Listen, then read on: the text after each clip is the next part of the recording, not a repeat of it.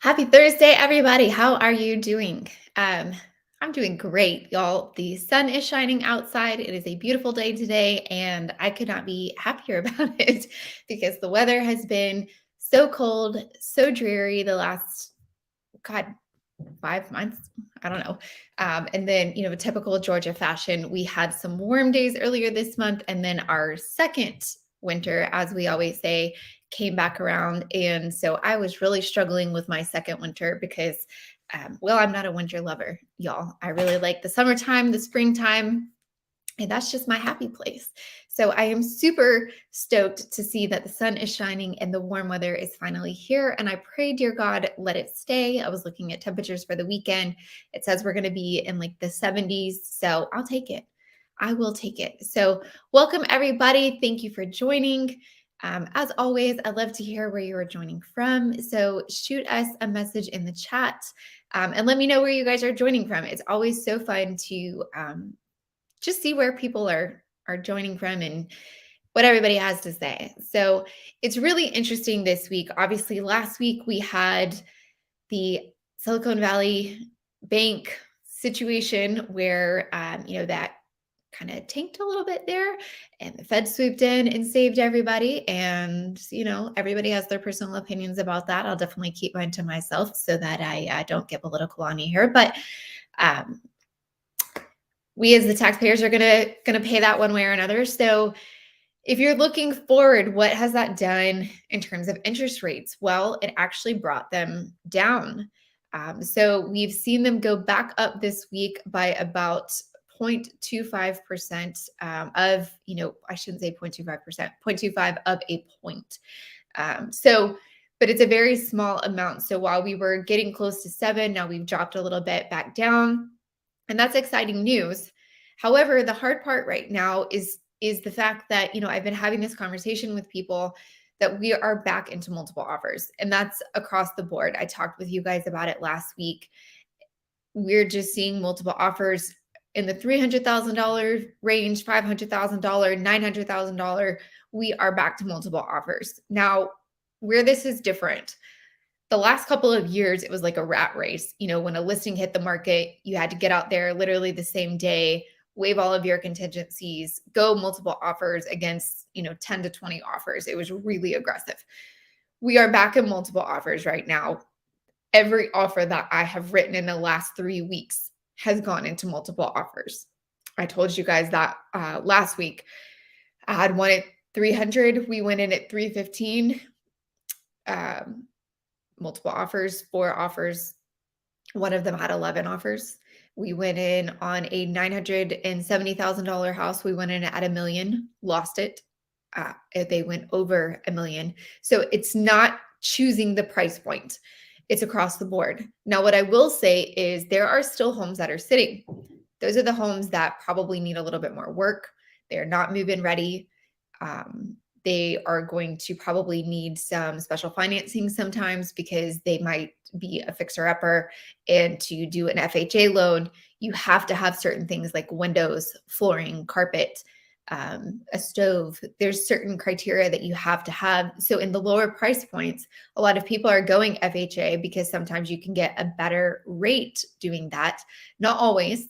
So that's why it's really important to talk to your lender and make sure that you're going over all of the criteria and see what rate is going to be best for you, because sometimes it's conventional, sometimes it's FHA. You never know without talking to them first. So that is always my first thing. But the exciting thing is we have been seeing more inventory coming up recently, thankfully a lot due to new construction. And I really think that this is the only way that we're going to see ourselves out of this, because what's happening is we are stuck in a cycle. I have some clients right now, they want to list their home for sale. That's exciting because we need the inventory. However, when they sell their home, what happens? They then become a buyer. Well, Then they're stuck in that same cycle as the other buyers of, well, where am I going? What am I buying? So they refuse to list their home until they can find a home to purchase, because if they list and it sells out from under them, they now have nowhere to go. And so we're stuck in this cycle of, I'm not selling until I can find something to buy. Well, I can't buy because I'm in multiple offers and I have a home to sell contingency and my offer is not getting accepted. So, oh, okay, well then we're like gridlocked here. We need to make a move. So with new construction, a lot of that is freeing it up. And there has been a lot of new construction opportunities coming up. So let me just show you guys this right here. I'm going to share my screen. New home sales have posted the third straight monthly increase in February. So sales of newly built single-family homes rose 1.1% in February, while the average sales price climbed to just under 500,000. The great thing about this is that it only rose 1.1%. That is extremely exciting, because a lot of times last year they were rising about 5% per quarter or more. So the sales of newly constructed single-family homes remained mostly flat during February, marking only a modest increase ahead of the spring buying season. And the great thing about that is we have been seeing lots of inventory. So Providence Group, this is local to us. The Providence Group is going to open 3 new single-family communities. MP is master plan communities, but these are Duluth, Johns Creek, and Cumming.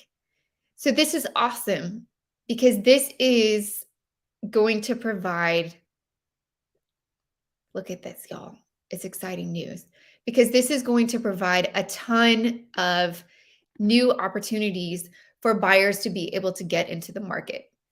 So we've got one here. Let's just go over these. I'm going to show them to you because I'm uber excited. I don't know about y'all. I know, yes, a lot of you are looking and saying, where in God's name can they possibly build these? There's already so much, building going on. But in order for us to get out of this cycle, we have to have new opportunities for buyers to be able to get new construction. And for someone that is willing to sell their home, they need an option to go into. And so if we look at this here, the communities will have gated entrances, swim club amenities, HOA, maintained lawns, and a mix of townhomes and single-family houses. So this is something that we've been seeing more and more, is a mixed community of single-family and townhomes, not just single-family homes anymore, because a lot of people are getting away from wanting to have that lawn maintenance. A lot of people are saying, well, if I'm going to have these smaller lot sizes, why not just go to a townhome? If you've noticed across the board in Georgia, especially on the North Metro side, which is primarily where I work, Suwanee, Johns Creek, Sugar Hill, Buford, Duluth, you will notice a pattern. All of these communities are really trying to beef up the walkability factor. So if you're from California, New York, Miami, a lot of these major cities, Chicago, you have great walkability factor. The reason is your traffic is so bad. But so for us here in Georgia, when these communities were planned, we were the suburbs. So the city of Atlanta was the city for the longest time. And when you went out to the suburbs were like Cheshire Bridge, Buckhead for the longest time. When you went out to like Suwanee or Lake Lanier, that was the country. Like people like had weekend houses on Lake Lanier. That's why a lot of people come here and they see Lake Lanier and they see these 50s and 60s bungalows and they're thinking, what the hell? People like have these tiny homes that they live in? No, that's not how it started out. People lived in the city of Atlanta, or they had moved to, quote, the suburbs, which was Cheshire Bridge, Chamblee at the furthest. And then people drove out to Lake Lanier as their weekend home, or maybe they vacationed there because that was the country. So they had these tiny little bungalows that, just vacation for a weekend or, maybe a week at the most. And then they drove back into the city to work. Well, then over time, as Atlanta kept getting more and more populated, then the suburbs became Norcross, Lilburn. Then they became Duluth, then Suwanee, Now the suburbs are still considered like Flowery Branch, Brazelton. That's the suburbs where that was considered like the mountain area for the longest. But now you will notice that all of these smaller cities are really trying to beef up the walkability factor, and they're trying to develop their small towns. They are paving walking paths. And something that I talked to somebody that moved here a couple months ago from California, and we were laughing because for her, being from LA, walkability was really easy. And so she said, they moved here to Swanee, bought a house, and walkability for us is different because for me to walk from my house to downtown Swanee, it would take me a solid 45 minutes. Now, given I'm not doing that, I'm not going to walk 45 minutes to go grab something to eat because number one, by the time I got there, I would be disgustingly gross and sweat. And I probably wouldn't want to eat anymore because I'm out of shape and I'm huffing and puffing. And that to me is not walkability factors. So I can do it. I have the option. I'm not going to do it. Very, very different. And I can just drive there in 5 minutes and park. So it's different, the walkability factor based on where you're from and what you will consider doing. Somebody that's in better shape than me might be like, sure, that's not a problem. Our neighbors, they take their Segway and they jump on and they go all sorts of places, and it's really awesome. But you'll notice this pattern across a lot of the smaller cities here that they're trying to beef it up. So with all of these things coming, these new communities, you're going to start to see a lot more of these mixed communities of townhomes and single family. Number one, because the price of land nowadays is so much more expensive, you are not going to see these acre plus lots anymore unless you are in a higher price point because the land costs have just gone through the roof. So Evanshire is located 1 mile from downtown Duluth. 1 mile. That's going to sell like hotcakes. While Brackley is going up near the Mashburn Village mixed-use community in Cumming with 116 home sites. Wards Crossing has 128 home sites and is being developed on one of the last available properties in Johns Creek. So this is exciting. I'm sorry. I know it's going to add more building, but I think that this is what it's going to take to really get us out of the cycle that we're in as far as people trying to sell and trying to buy. Because if you can't buy a property, you're not going to list your property. And so we're just getting gridlocked on this. And so I think this is great news, you guys. So, but take a look here. I wanted to share some information with you guys. Let's add this. All right. Estimated home price performance. So if you look at 2023 right here, we're looking at going down 1.61% this year. So all of these crashing headlines that you hear about, in my opinion, negative 1.61% is not a crash. Now, the hard part is interest rates have been all over the place the last 6 months. So that leaves no area of feeling secure, right? Like I feel like if interest rates could just lock in, then some of us might feel just more secure as to what things are going to be doing. Just stick with one thing, stick at 6%, stick at 7%. Just stick with one thing. Going up and down all the time is not helping us feel secure in the market. But if you look here, over the next couple of years, we're continuing to rise. Now, are we rising substantially? 2024, 1.9% average. No, that is not substantial. 2025, 3.57, not substantial. But 2026, 4.25. Here's the thing. This is a typical market. For Georgia, typical market is between 4 and 6%. So we are steadily going back to what is a steady market. And this is a healthy market. We want a healthy market. Doing what we did the last couple of years, incredibly unhealthy. The market cannot sustain what we did the last couple of years. So this is an uber exciting market. These numbers rising the next couple of years shows we're not in a huge crash like 2008. I've had this conversation over and over with people. We are not looking like 2008. And the reason we're not is because lending is so different. Leading up to 2008, we had stupid lending practices. I don't care what anybody tells you. I'll just be honest with you because I was in the market then and we were watching it happen. And we were watching people come to the table with $300,000, had no idea where they got it from, but we didn't ask questions. We just went ahead with it. You can't do that now. They have to know, where did this money come from? They have to trace it.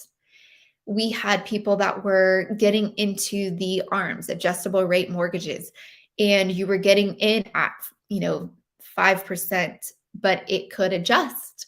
And we didn't know if you could pay the loan at the adjusted rate. So if it adjusted to 8%, could you pay? Who knows? But now we have adjustable rate mortgages. And I know that a lot of people were like, oh God, here we go. Adjustable rate mortgages. We're going back right where we were. Did nobody learn anything? Yes, we did. We did. So now an adjustable rate mortgage, yes, you can get one, but if it adjusts, say 2%, you're doing a 2-1 ARM, it'll adjust 2%. Well, then you have to currently already qualify for the higher rate. So if you can't qualify for the 8%, well, then guess what? You're not getting an adjustable rate mortgage. You have to go with a traditional loan. So yes, we did learn.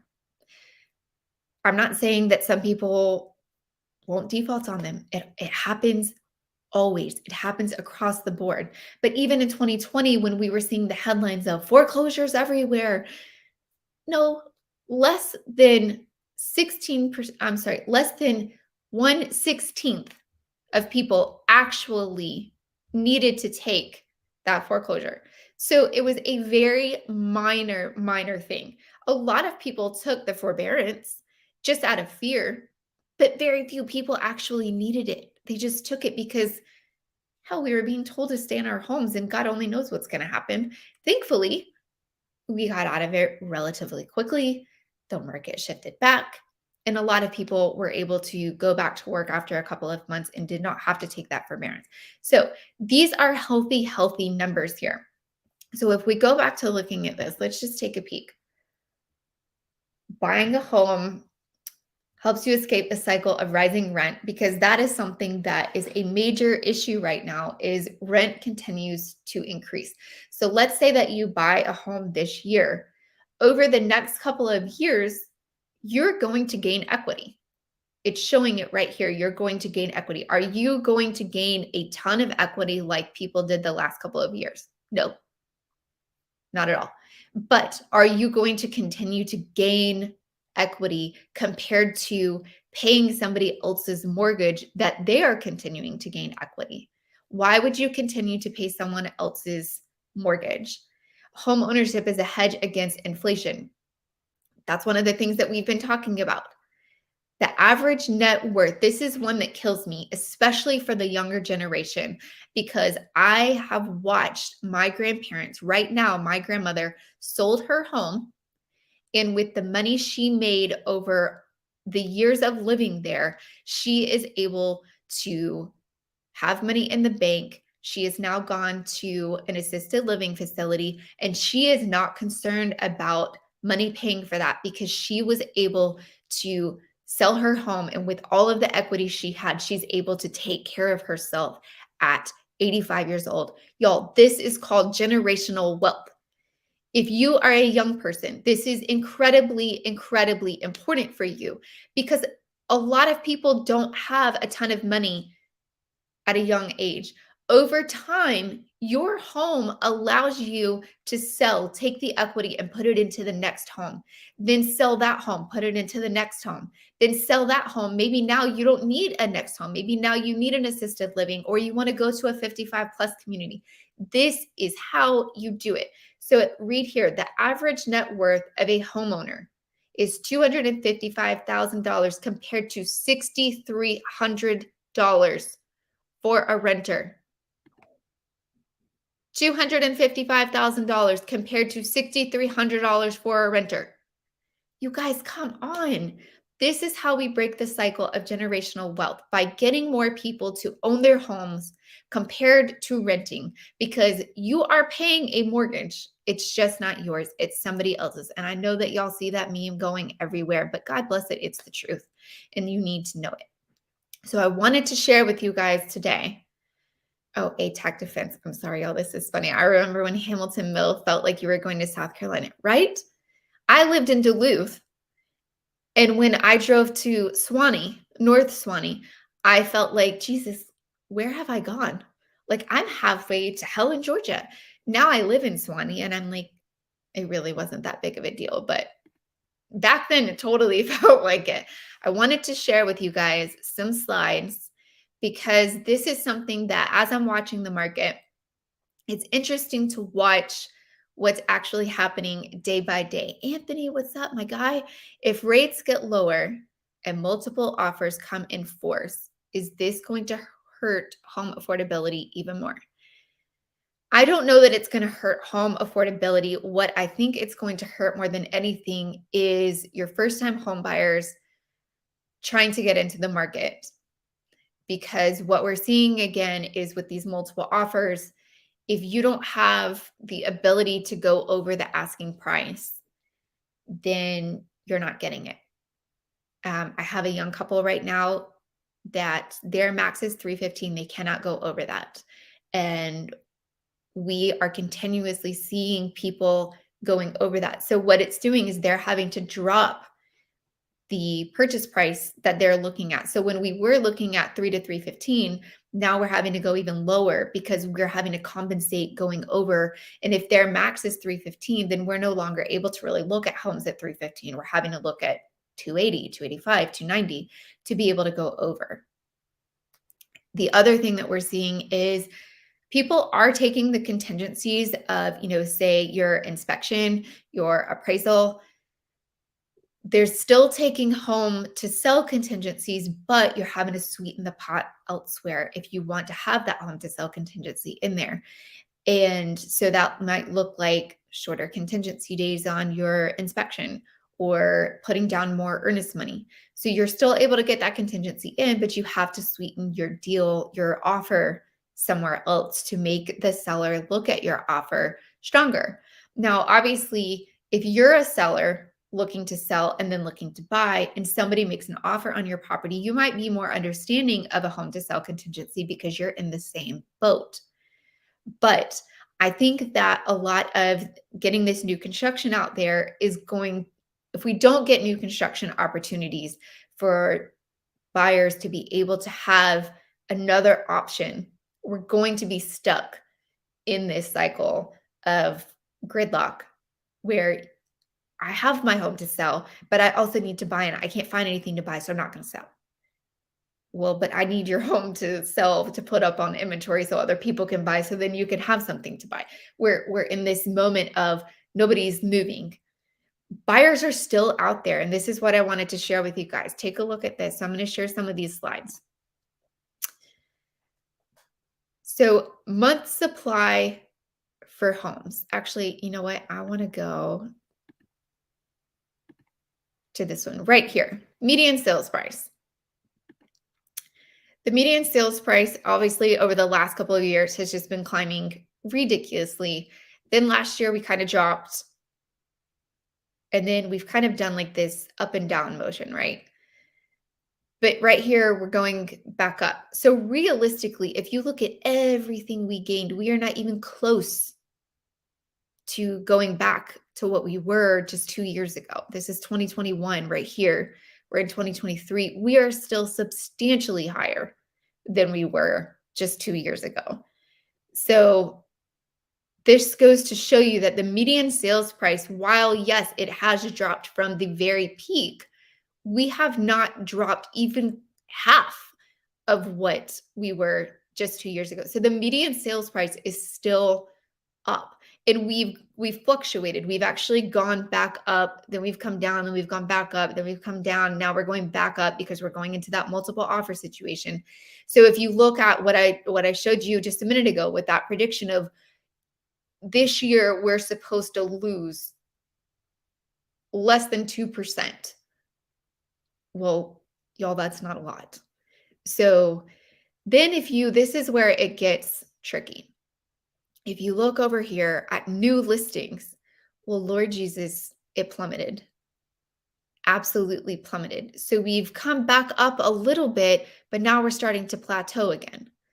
Well, that just goes back to what I was just talking about. If we don't have the inventory, we have no new listings.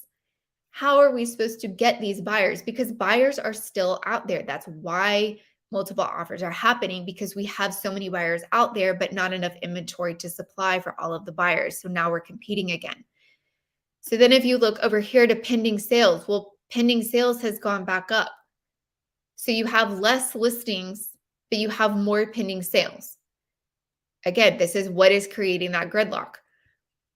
And then if you take a look over here, month supply of homes for sale. So just to remind you guys, if we are in a seller's market, then your month supply is going to be 6 months. I'm sorry, if we are in a buyer's market, you are going to be at 6 months plus inventory. Because what that means is I have enough homes on the market to supply buyers for at least 6 months or more. So in the height of 2008 through like 2011, we had 10 months of inventory. There were way more sellers than there were people looking to buy the properties. And that's why home prices scaled down so much, because there were like 5 sellers to every buyer. There were not enough buyers to buy everything that was listed on the market. Right now, we have 4 or 5 buyers to every seller. Because if you look here, you can see the trend. And so if you are in a seller's market, which is what we're in right now, then you have less than 3 to 4 months inventory. The sweet spot where you have a balanced market, which very rarely happens, is about 6 months of inventory. That is the sweet spot where if you have a balanced market, you're not in a seller's market, you're not in a buyer's market, it's right about equal, is about 6 months of inventory. And that happens when we're kind of swinging from a buyer's market to a seller's market, or back from a seller's market to a buyer's market. The market never sits for a long period in that 6 month. So if you look here, month supply, where are we right now? We are less than 2 months. So like, what is that? 1.75 months of supply. We've never even gotten into a buyer's market. It kind of felt like we were going there, but then the inventory dipped off and we still have buyers that are looking. And so that problem consists of why we are continuing to see multiple offers. So it's going to be an interesting spring, because I am starting to see a little bit more inventory come on. I'm starting to see more new construction come on. Going back to this that we were talking about before, if you look at over here, new home sales and the Providence Group, this is not the only new group that we're seeing. So we are starting to see more new construction popping up. We are starting to see builders do a little bit of what's called standing inventory. So for the last couple of years, actually, I'd say for the last like 10 years, ever since builders got burned in 2008, they weren't building standing inventory. So basically, when you came in and you said, okay, I'm putting a contract on this home, then they would start to build. Whereas before, they were just pumping them out. So you could come in to a builder and say, what have you got standing inventory? I need to be into something in the next 30 to 45 days. Great. We've got this spec house over here. It's already been built for you. You could go ahead and move in the next 30 days. Well, when 2008 happened, those builders were stuck with those spec houses and they lost their butts on those spec houses. So they didn't build those spec houses for a really long time. They only built when you had an offer on one, a contract on one, because then you put the earnest money down. And where the difference for a new construction home, new construction, you're looking at putting a substantial amount of money down. Most of the time with new construction, you're looking at putting probably about $10,000 down. and that money is not refundable. And then if you go to the design studio or anything like that, whatever you do in the design studio, whatever you upgrade, so you could just stay with the standard options, but if you add anything to that home, let's say you add $40,000 worth of upgrades to that home, $20,000 of that you have to put down, and that is not refundable. So you have a major investment when it comes to a new construction property. And the reason they make you do that is because let's say that you add $100,000 to this house. Now this house is completely priced out of the neighborhood and you default, you back out. Now the builder has to turn around and sell this house.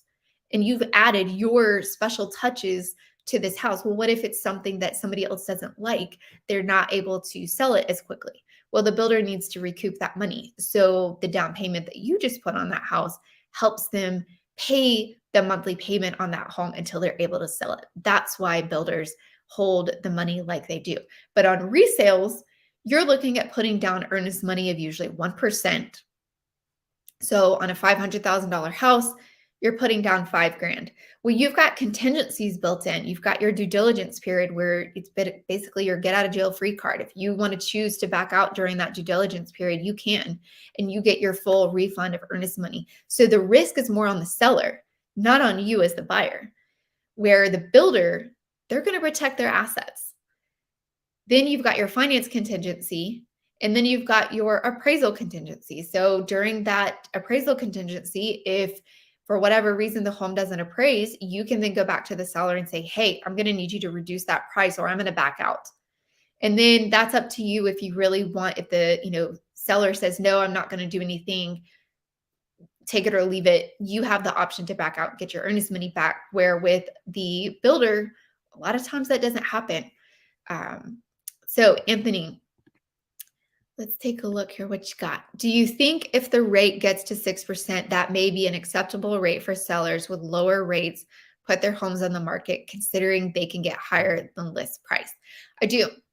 And quite honestly, I think if rates would just stabilize, a lot more people would feel secure to go out and make an offer. With rates changing daily, sometimes multiple times a day, if you're like me and like Anthony, I know you do this. There's certain people that sit and watch the stock market. I've tried doing this and it makes me absolutely mentally insane. My husband does this sometimes, or he'll watch his 401k multiple times a day and it goes up and down, up and down. And I'm like, Jesus Christ, it's so stressful. Just log off. Whatever it is what it is, right? Like you can't do anything about it. But people that watch the stock market, like I've seen them and they're like, trade, buy, so much. If you watch interest rates right now, it feels like the stock market because it's literally up, then it's down, then it's up, then it's down. And then the bank last week, oh, everything's going down. And now this week we went back up.